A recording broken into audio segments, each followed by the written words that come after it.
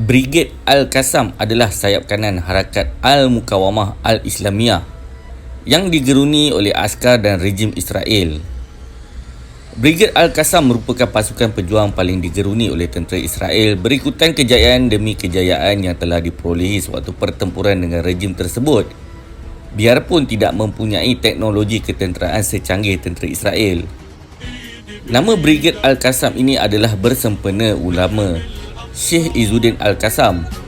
Syekh Izzuddin Al-Qassam berasal daripada Jableh, Syria. Beliau dibuang ke Palestin pada tahun 1921 kerana kelantangan dan keberanian yang terlibat secara aktif di dalam penentangan penjajahan Perancis di Syria melalui gerakan bersenjata pada masa itu. Ada yang berpendapat beliau tidak dibuang tetapi membuat keputusan untuk berhijrah ke Palestin kerana penjajah Perancis pada masa itu telah menjatuhkan hukuman mati terhadapnya.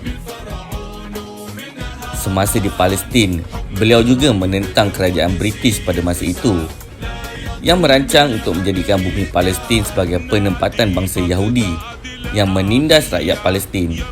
Beliau akhirnya gugur syahid pada tahun 1935 berdekatan sebuah bandar di utara Palestin di Jenin akibat dibunuh oleh tentera British. Brigade Al-Qassam kemudian diasaskan pada tahun 1984 oleh seorang pemimpin berpengaruh Hamas, Salah Shehadeh. Brigade Al-Qassam kemudian mula ditubuhkan secara rasmi pada tahun 1987 sebagai Brigade Sayap Tentera Hamas bagi mempertahankan tanah air Palestin daripada serangan tentera Israel. Di antara syarat-syarat untuk menjadi ahli Brigade Al-Qassam ialah mendapatkan keizinan daripada ibu bapa. Ini tidak rumit kerana rata-rata ibu bapa di Palestin inginkan anak mereka syahid. Mendapatkan keizinan daripada ketua masjid di tempat tinggalnya yang mengesahkan bahawa selama 3 bulan berturut-turut pemuda ini tidak meninggalkan solat subuh berjemaah di masjid. Dan syarat berikutnya, anggota Hamas dan Al-Qassam bukan sahaja tidak bermaksiat, menghisap rokok pun tidak. Selain itu, setiap anggota wajib untuk mempelajari tafsir Al-Quran. Setiap anggota wajib untuk membaca Al-Quran sehari 1 juz. Setiap anggota wajib juga menghafaz 40 hadis Arba'in Imam Nawawi. Mereka juga melazimi puasa sunat dan juga bertahajud. Memiliki kecerdasan yang tinggi. Buktinya anggota mereka banyak melakukan aksi bom syahid. Semuanya golongan hafaz Al-Quran, ilmuwan dan juga intelektual Palestin. Mereka juga melazimi hadir di majlis-majlis pengajian dan juga halaqah ilmu. Selain itu, melazimi zikir harian, juga melazimi olahraga ataupun beriadah. Dan apabila diseru, mereka sudah bersiap sedia untuk syahid bila-bila masa dan di mana sahaja. Anggota brigade terdiri daripada pensyarah, saintis, jurutera, ahli kimia, doktor, ulama, pelajar universiti di mana pada waktu siang mereka bekerja ataupun belajar, manakala pada waktu malam mereka menjaga sepadan Gaza Israel.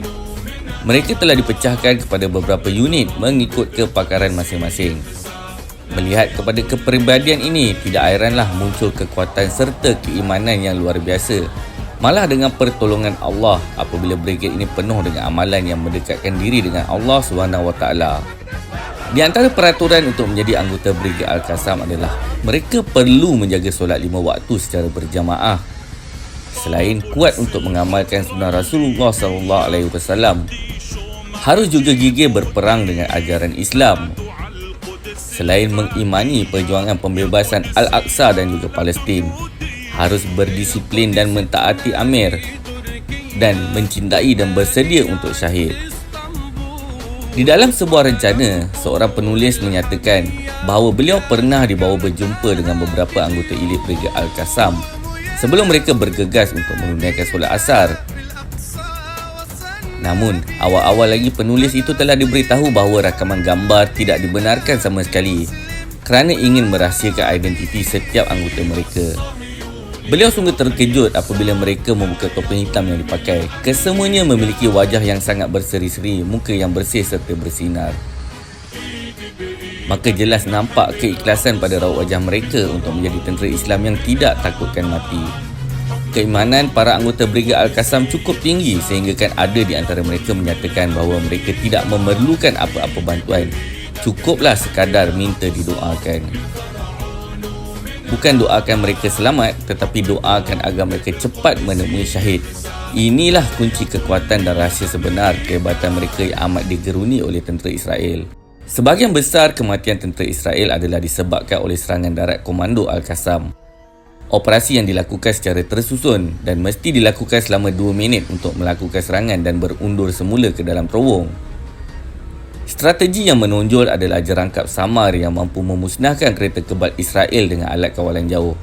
Brigade Al-Qassam menggunakan terowong rahsia bawah tanah untuk melaksanakan serangan hendak terhadap tentera Israel.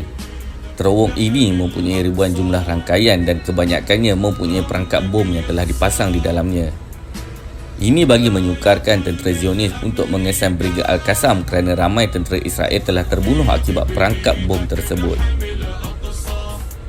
Dikatakan juga, Brigade Al-Qassam turut melatih golongan muda Palestin dengan ilmu pertempuran seperti simulasi hujan mortar, latihan menembak, teknik menyelinap ke dalam terowong dan cara untuk menyelamatkan diri supaya mereka sentiasa bersedia di dalam menghadapi serangan daripada tentera Israel.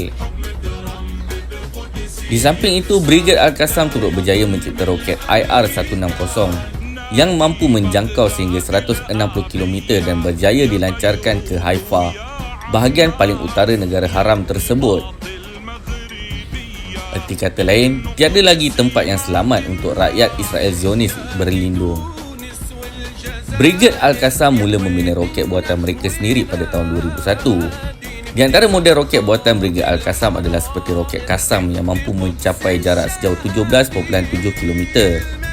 Roket jenis Grad dengan jarak yang mampu mencapai sejauh 20 km sehingga 48 km.